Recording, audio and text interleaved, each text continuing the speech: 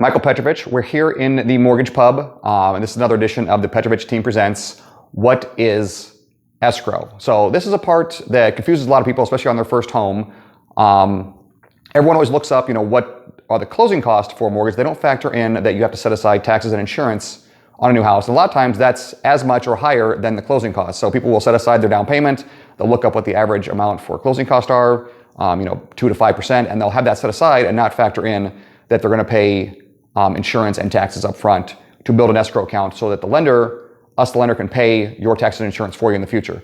So how does this work? So for insurance, they're going to pay an entire year up front. So they're going to pay from the day you close all the way to that date the next year. So 12 months of insurance. They're also going to escrow 2 to 3 months of insurance. They do this for several reasons. One, because in that first year, you're only going to have 11 payments in that first year. They have to set aside one extra month so that there is 12 months in there by the time we get to that next payment due.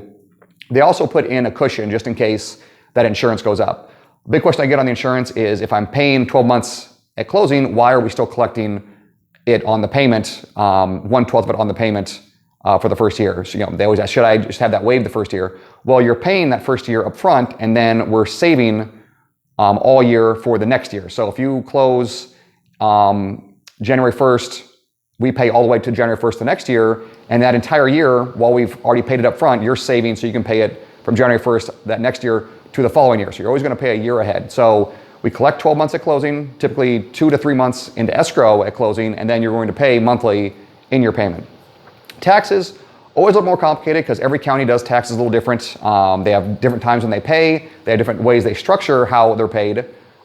In Douglas County, which is the majority of my loans are in Douglas County, you're going to pay April 1st and July 1st. So when we close, we have to have enough in there to either pay the seller back for any taxes they've paid at the time you're going to live there. So if you move in July and they've already paid July 1st taxes, they'll pay those for the rest of the year. You're going to have to pay that seller back for the rest of the year's taxes because they've already paid them for you. Now you have to pay them back.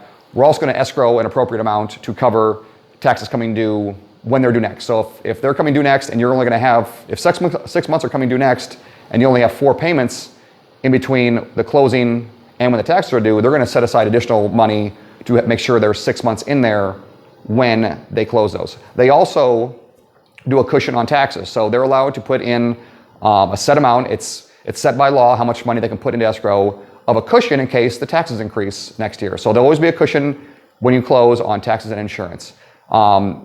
Once we know a closing date or have an idea of a closing date, I can give you a fairly accurate estimate of escrow.